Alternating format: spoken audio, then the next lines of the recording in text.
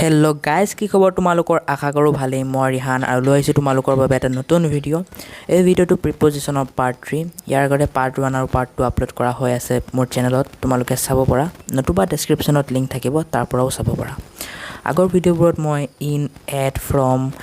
পাছত অন বাই এনেকুৱা ধৰণৰ প্ৰিপজিশনৰ বিষয়ে আলোচনা কৰিছো হেবোৰ ইম্পৰ্টেন্ট হয় আৰু এই ভিডিওত যিমানবোৰ ডিসকাস কৰিম হেবোৰ ইম্পৰ্টেন্ট হয় মই প্ৰিপজিশনৰ কাৰণে যিমানবোৰ পাৰ্ট দিও সেই গোটেই খোপা চাবা তোমালোকৰ HSC হওক বা HSLC হওক বা যিকোনো ক্লাছৰে নোহাগে তোমালোকৰ এক্সামত ফুল মাৰ্কস স্কোৰ কৰিব পাৰিবা ঠিক আছে সো আজিৰ ফাৰ্স্ট প্ৰিপজিশনটো হ'ল টু যাৰ অৰ্থ হ'ল লৈ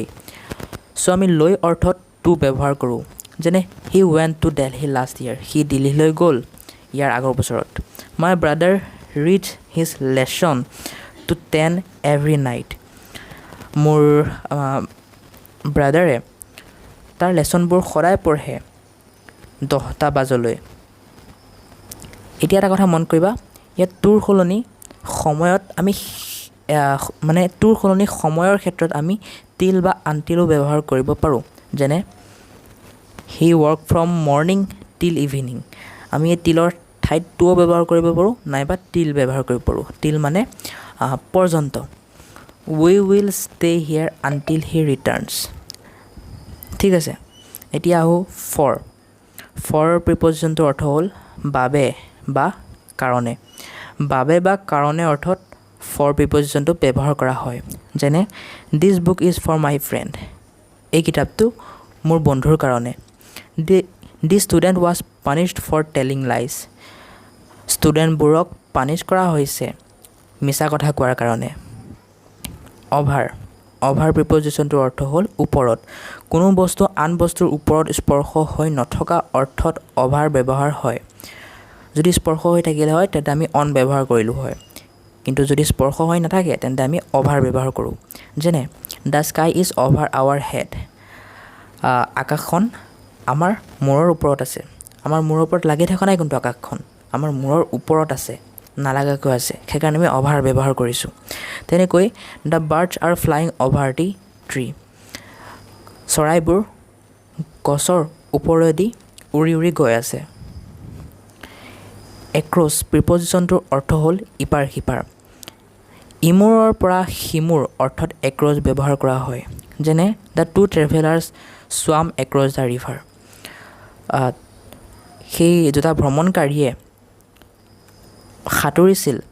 ইমূৰৰ পৰা সিমূৰলৈ ৰিভাৰৰ মানে নদীৰ there is a bridge across the river ইয়াত এটা ব্ৰিজ আছে নদীৰ ইমূৰৰ পৰা সিমূৰলৈ অফ প্ৰিপজিশনটোৰ অৰ্থ হ'ল ৰ সো আমি ৰ অৰ্থত অফ ব্যৱহাৰ কৰো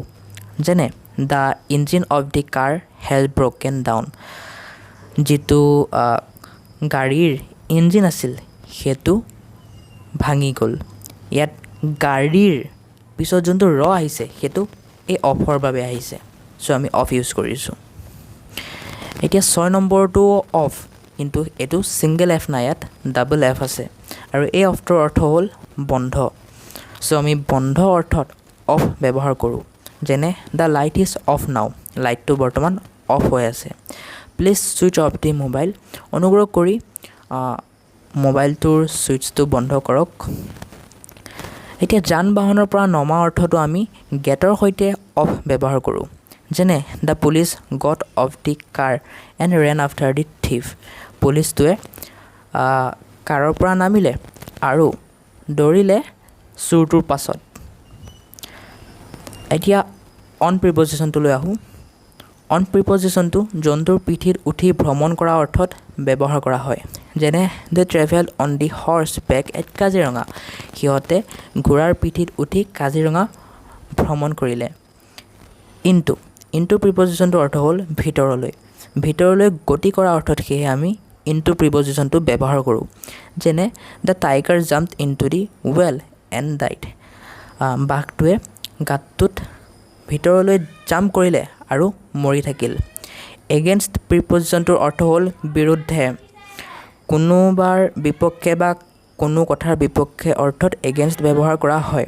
যেনে he voted against me সি মোৰ বিপক্ষে ভোট কৰিলে সো আজিৰ ভিডিওটো ইমানখিনি আছিল নেক্সট লগ পাই আছোঁ প্ৰিপজিশ্যনৰ পাৰ্ট 4ত আজিলৈ বাই বাই